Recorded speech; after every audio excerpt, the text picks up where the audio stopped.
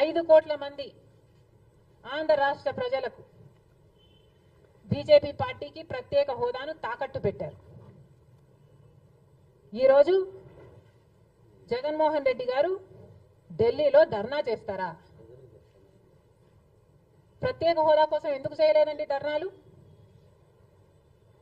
5 సంవత్సరాల మీద అధికారంలో ఉన్నారు కదా, మరి ఢిల్లీలో మీరు ప్రత్యేక హోదా కోసం ఎన్నిసార్లు ధర్నాలు చేశారు? ప్రత్యేక హోదా అసలు ఊసే లేకుండా చేశారు కదా.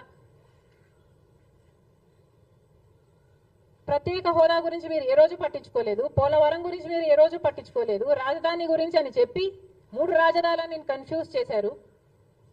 ఆఖరికి కడప స్టీల్ ఫ్యాక్టరీని కూడా మీరు పట్టించుకోలేదు. విశాఖ స్టీలు మన రాష్ట్రానికే తలమానికం అయినా అమ్మేస్తామన్నా కూడా పట్టించుకోలేదు. ఈరోజు మాత్రం